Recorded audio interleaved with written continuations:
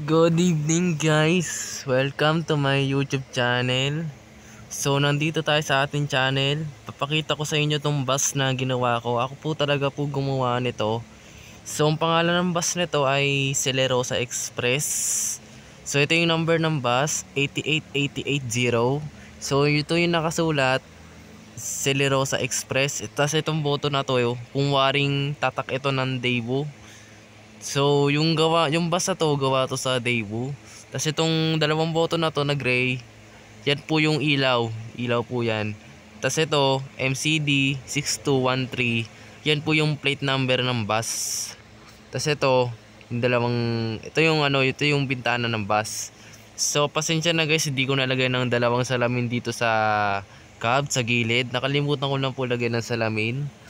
So, ito guys, ang Celerosa Express, bububiyahe to. So ito yung gulong niya guys, ito yung tatak ng gulong niya na ginawa ko. So itong mga lagay na to sa ilalim, yung mga boto na to, binubuksan yan para malagay yung mga bag nila so hindi sila tumatanggap dito ng mga bagahe guys, kasi hindi naman malayo ang binabiyahe nila dito.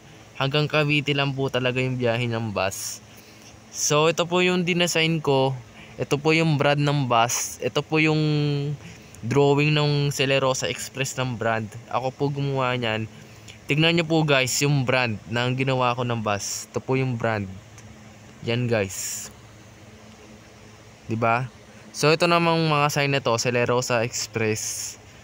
Tsaka BH115. Tapos number pa rin to ng bus. So nakalagay dito Daewoo. Yun yung tatak ng bus. Yan yung makina yung bus, Daewoo. So yung loob nito, makina po yan guys, makina. Tapos itong dalawang red na to, mukhang ilaw lang na hindi nagpapaliwanag. So ito na po yung Daewoo bus, Celerosa Express. So check natin naman yung loob. Check natin yung loob guys. Ito yung pinto. Ito yung klase ng pinto na pagkakagawa ko dito. Ganda 'di ba? Tapos ito yung driver cab, ito yung manibela, tapos ito yung nakalagay na kilometer per hour. Ito yung controller ng bus, tapos yung ilalim nito pedal. Tapos ito yung upuan ng driver. So ito yung driver. Tapos ito yung cab, tapos ito TV. So guys, ito yung TV. Tapos pag umupo ka dito, ganyan makikita mo. Pag umupo ka dito sa kabila, ganyan din makikita mo. So itong ginawa kong upuan dito sa loob ng bus, medyo tatlu-tatluhan, kanat kaliwa, tatlu-tatlong upuan. Tapos sa likod naman, meron siyang upuan na 9 coach. 9 coach po yan ang upuan. Tabi-tabi po sa sa likod, pinakalikod ng bus. So ito yung mga upuan guys, kaya na to magsakay ng 98 passengers.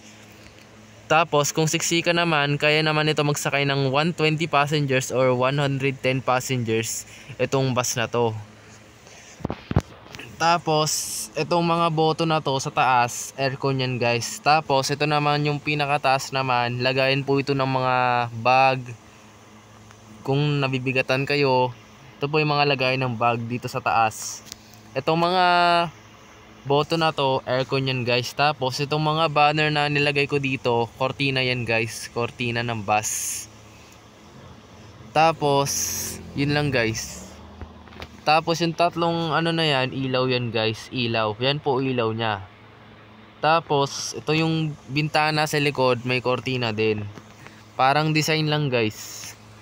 So bumabiyahe ito ng PITX hanggang Indang papunta, tas pabalik bumabiyahe siya ng Indang hanggang PITX. Ang minimum fare po niya ay 70 pesos or ngayon ata 100 pesos na ata yan eh. Tapos sa mga discounted, sa mga estudyante, PWD at senior ay nasa 50 pesos na po yan. Tas ngayon, gayun guys, sumakay ako ng Celerosa Express. Bumaba ako ng 13 na binayad ko 100, 'di ba? Tapos sinukli sa akin 80. So, ang biyahe niyan PITX hanggang 13 Martires ay nasa 80 pesos 'yan, guys. So, bali nasa 100 pesos na ata yan or nasa 90 pesos lang yan ang biyahe. Simula PITX hanggang Indang. So, hindi sila palagi bumabiyahe-biyahe. Nasa mahigit tigta 3 araw lang sila bumabiyahe. Itong Celerosa Express guys, minsan lang silang bumiyahe guys. Minsan lang natin din to makita sa mga highway. Minsan nga guys, 3 Celerosa Express ang tumatakbo sa highway eh. Kaya minsan lang po ito makita. Bihira lang po ito makitang bus na to. So ang bus na to, makikita ito sa gate 1 ng PITX. Sa gate 1 po ito makikita sa second floor yan ng PITX terminal. So sasakay sila ng estudyante sa dalawahan, harap at likod. Guys, maski Sabado Linggo bumabiyahe pa rin sila ng PITX. Minsan din may nakita ko sa Facebook na pinost nila. Meron daw silang biyaheng Indang hanggang Lauton. Minsan bihira lang din yung bus na ganon. Indang hanggang Lauton. So, kita-kitsa lang po guys. Yan na lang po yung bus na ginawa ko. Rate nyo po yan kahit ilan. So, Daewoo po ang tatak nito. Daewoo. So, medyo maganda naman po. Ito po yung mga bintana na yan. Mga bintana yan guys ng bus. So, thank you for watching this. Bus review lang po ito.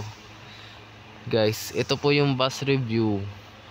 So, thank you for watching this. Sana na-enjoy nyo naman to. Tinuro po ko lang sa inyo yung ruta nito. So, bye guys.